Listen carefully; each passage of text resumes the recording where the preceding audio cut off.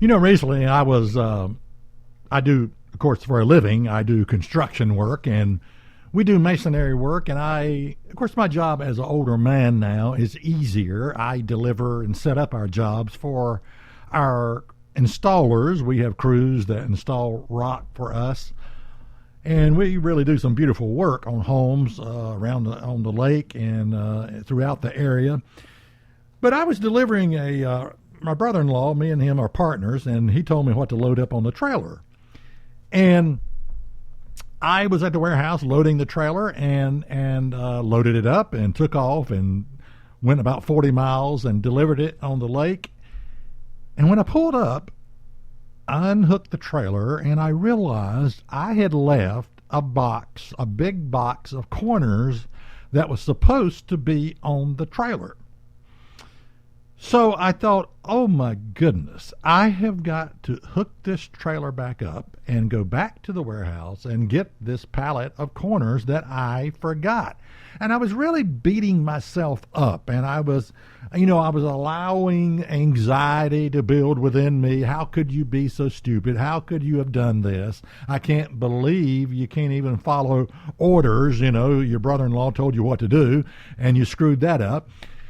And so I thought, okay, well, I'm going to hook the trailer back up, but before I do, I'm going to go tell the homeowner what happened, because he saw me pull in the driveway and unhook the trailer, so he's all enthusiastic about we're going to do his job pretty soon, and so he's excited. And I said, I just want to let you know that I'm going to take this trailer back to the warehouse. I forgot to load the corners up. I don't know how I did that. I can't believe, I'm talking to the homeowner now, by the way. I said, I can't believe I did that. I can't believe I was really beating myself up. And the homeowner looked at me and he said, I understand.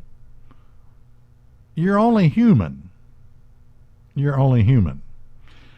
And I don't know if it was something about the way he said it. I don't know if it was the smile on his face. I don't know if it was the kindness for which he said it.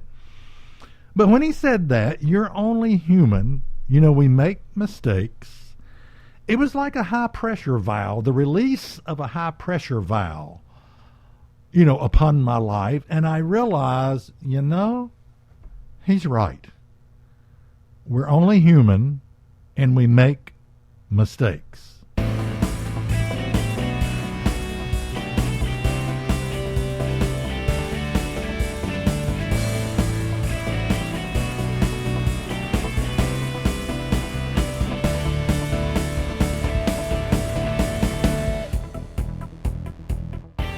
Is That Really in the Bible? Presents the teaching ministry of David Freeman. Now I want to ask you a question. Is your relationship with God still fun? Now, that may sound like a strange question. What do you mean? I mean, a lot of people think, well, my relationship with God is not supposed to be fun. It's supposed to be a miserable experience. I mean, after all, God is perfect. I'm not. And, but I just want to ask you a question. Your relationship with God, do you still enjoy it? Do you still enjoy it? And if not, it could be a reason you're not enjoying your relationship with God. And it's because you haven't realized you're only human, and you take yourself and your thoughts too seriously. So the question I'm dealing with today is, are you taking yourself and your thoughts too seriously? Maybe it's something you don't even think about. Maybe you've never thought about it. Maybe you don't realize that as a Christian, you take yourself way too seriously. And there is a battle for the thoughts and control of our minds. And part of that battle, normally when we think about the battle for the thoughts and the control of our mind, we're thinking about all the temptations and the lust of the flesh and all the mistakes that we can make. And we're thinking to ourselves, I got to get this right. I got to get this relationship right. I can't make a mistake. If I make a mistake, I'll be a complete failure, But part of the battle of our minds is to come to the point where you don't take yourself and your thoughts so seriously.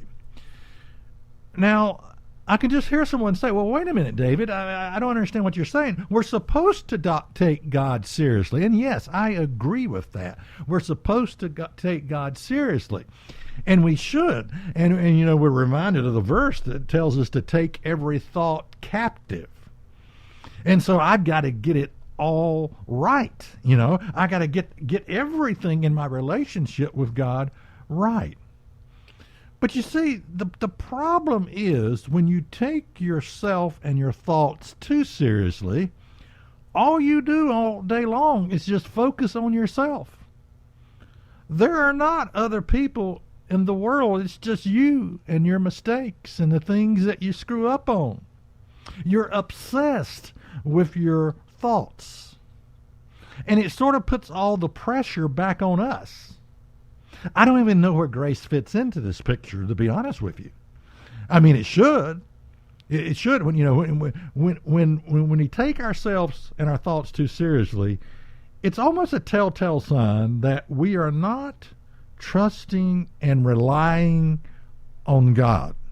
Yes, you're only human and you will make mistakes, but it sort of tells me that somehow, to some degree, you have, well, I don't want to say fallen from grace, but do you realize how much you need grace in your life?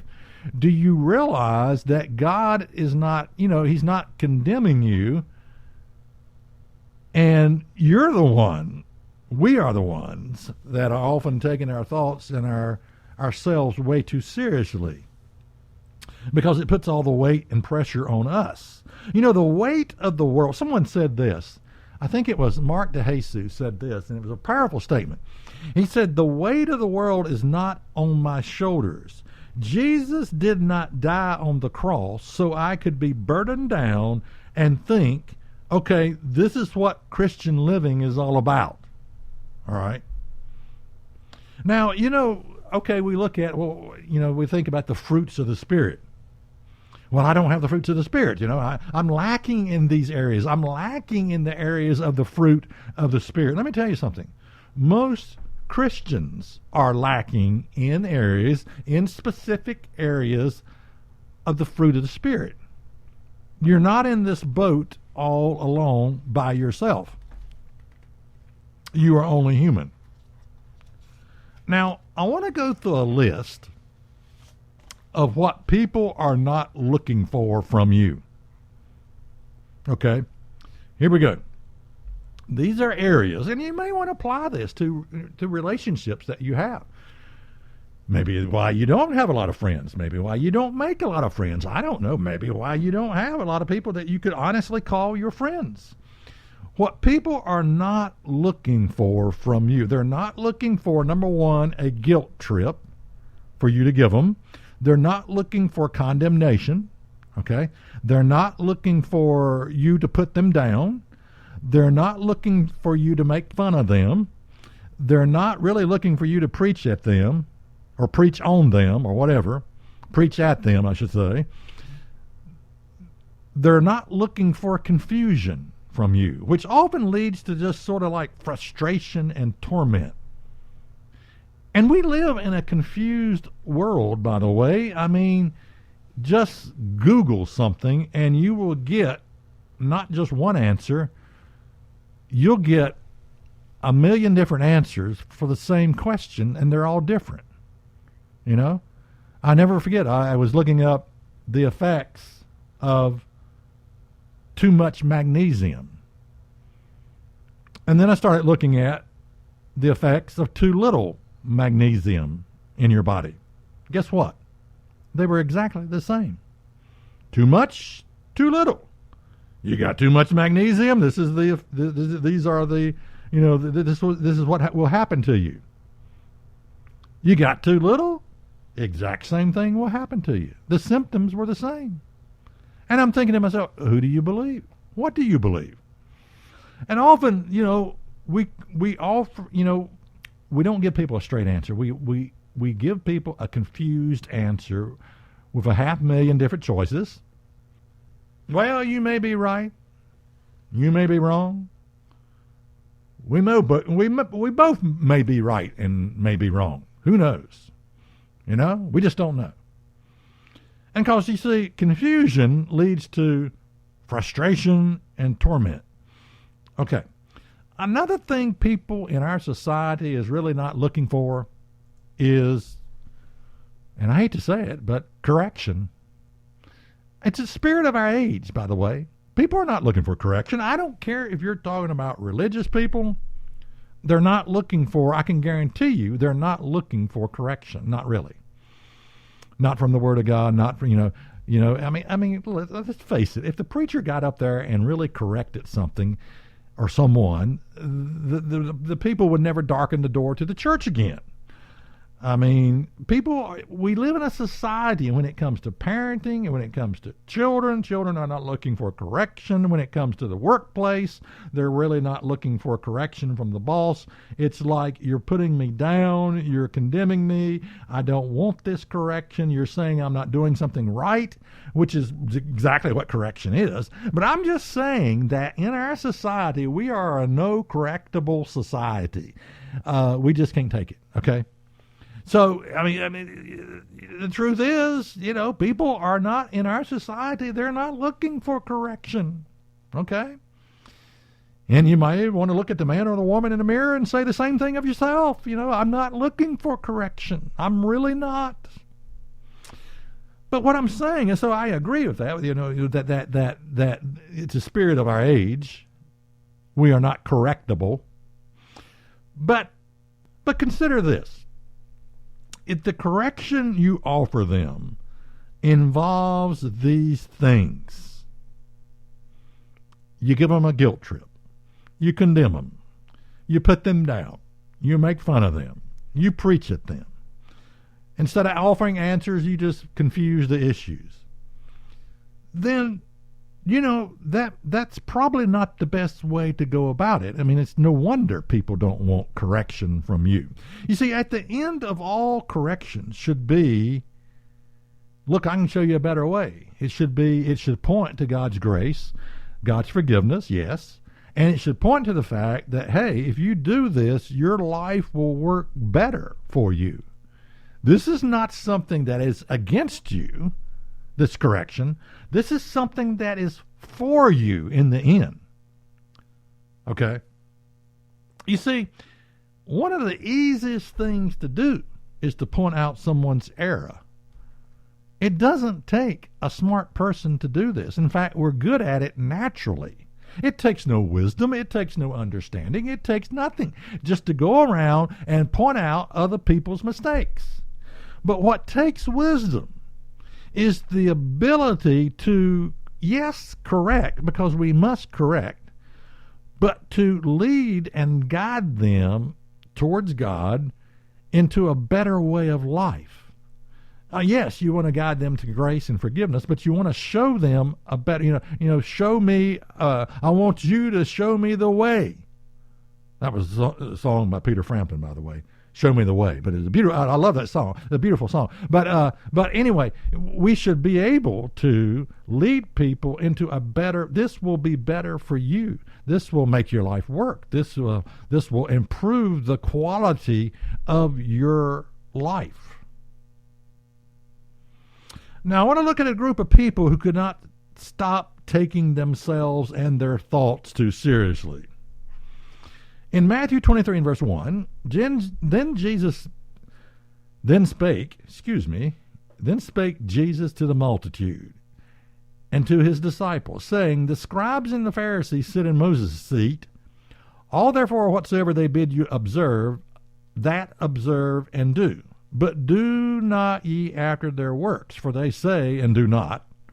For they bind heavy burdens and grievous to be borne, and lay them on men's shoulders, but they themselves will not move them with one of their fingers. Now, when we take ourselves and our thoughts too seriously, this is exactly what we do to ourselves. Often we lay upon other people burdens. And I'm not necessarily saying you're not keeping whatever that is that you're doing, that you're not, at least this verse says, they lay them on men's shoulders, but they themselves will not move them with one of their fingers. You may not be like that. You may be keeping to the best of your ability what you know is right. But do you lay on men's shoulders heavy burdens? Is that you're always pointing out, you're always correcting other people, And again, you don't have to be a smart person to do this, to point out other people's mistakes. It just comes natural for us to do this. No wisdom is involved when you think about it. Now, I like the way another translation says this. It says, reading the same verse, Matthew 23 and verse 4, instead of giving you God's law as food and drink by which you can banquet on God, they package it up in burdens of rules, loading you down like pack animals. They seem to take pleasure in watching you stagger under these loads and wouldn't think of lifting a finger to help you. Yeah, it's the type of person that just goes around and says, hey, let me point out your mistake. Let me tell you what you're doing wrong. But they don't offer to help you. They don't offer, they offer you correction, but they're not about to lift a finger to show you a better way. You're not about to. You don't have any time for that. All you've got time for is just to tell people what they're doing wrong instead of showing them a better way. When we take ourselves and our thoughts too seriously, we cannot help others. Bottom line, you can't give away that which you don't have. Now, I want you to consider what God may be trying to tell us. And it's a humbling thing to realize. And some of us never get it. Some of us just go at this thing, our relationship with God, 1,000,000 miles an hour, and we never stop to consider God may be telling you, look, you're okay. You're only human. Most of our thoughts, the ones you struggle with, they're not kind thoughts, are they? The thoughts that you think about yourself, the thoughts that you struggle with, they're not kind. Often they are mean-spirited, bad, evil. I'm bad, I'm wrong, I made this mistake, I made that mistake. They're not kind thoughts. Maybe you need to take the pressure off of yourself. Let go and let God. And consider the fact that you are only human. We can be lost in a sea of self-examination and introspection. I mean, totally lost in introspection and just examining ourselves and condemning ourselves and just going over and over and over and over how we don't measure up. And if you're lost in self-examination and introspection, we fail to connect with our families, our children, our wives, our husband, because all the weight is on you. All the weight. The weight of the world is on you. Now I want you to consider, what can connect you with others? What can bring you closer to God? What can make you feel much better about yourself and how you relate to others? What can enhance your spiritual life and the leadership of the Holy Spirit in your life? Well, it revolves around understanding what people's needs are. I think it was Zig Ziglar that said, if you treat everybody like they are hurting, you will have treated the majority properly, the way they should be treated. You look at everybody like they are hurting.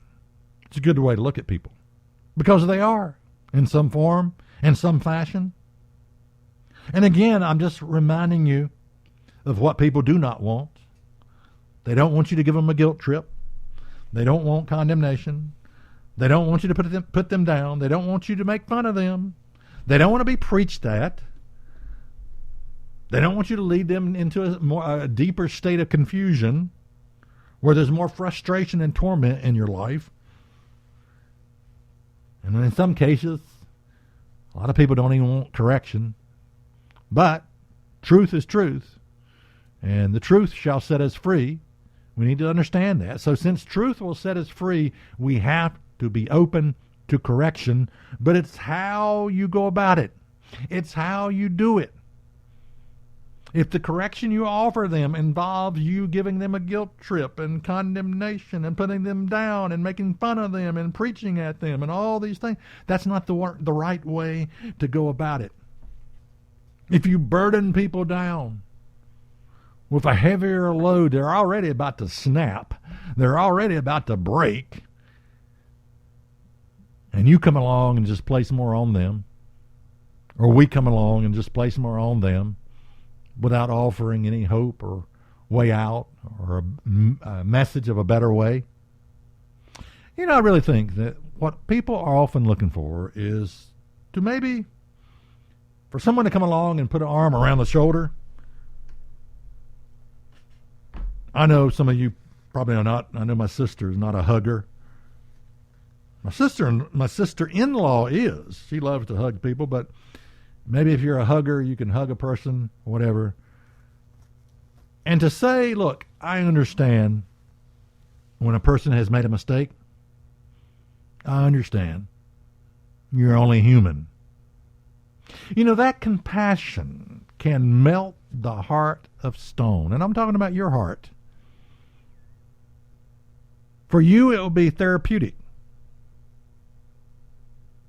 And Jesus said, Matthew 11 and verse 28, "Come unto me, all you that labor and are heavy laden, and I will give you rest. Take my yoke upon you, and learn of me, for I am meek and lowly in heart, and you shall find rest unto your souls. For my yoke is easy, and my burden is light." And I remember my mother when she was living. She said, you know, I don't understand this verse. My yoke is easy and my burden is light. And in her life, she couldn't grasp this concept about Jesus. She said, to me, it's hard. To me, it's so difficult. And I think a lot of people fit into that category. They can't relate to this. You know, my yoke is easy and my burden is light. Now, I know people go about this all the wrong way. I mean, don't misunderstand me when I talk about truth. I mean, as I said, truth is truth, and one of the ways that people try to lift the burden is by creating a no-law theology. You hear that in church, by the way. Law's been abolished, been nailed to the cross, been fulfilled, been done away with. We're dead to the law. You know, all these cliches that they use, and that's their method for creating this, you know, this concept that for my yoke is easy and my burden is light. Let's just get rid of everything Jesus said. Let's just get rid of the whole Bible. Let's just get rid of the 10 Commandments, and then our yoke will be easy and our burden is light. No, just the opposite is true. Just the opposite. The law is liberating.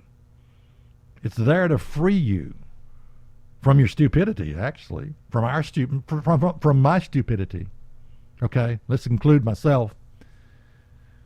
And to show us a better way.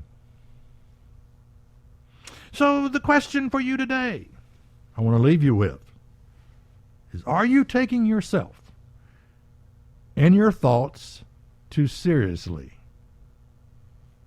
You are okay.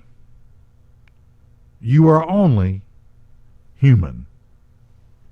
For more information, check us out online at isthatreallyinthebible.net.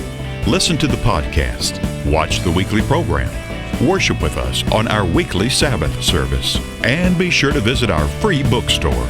Again, the website is isthatreallyinthebible.net.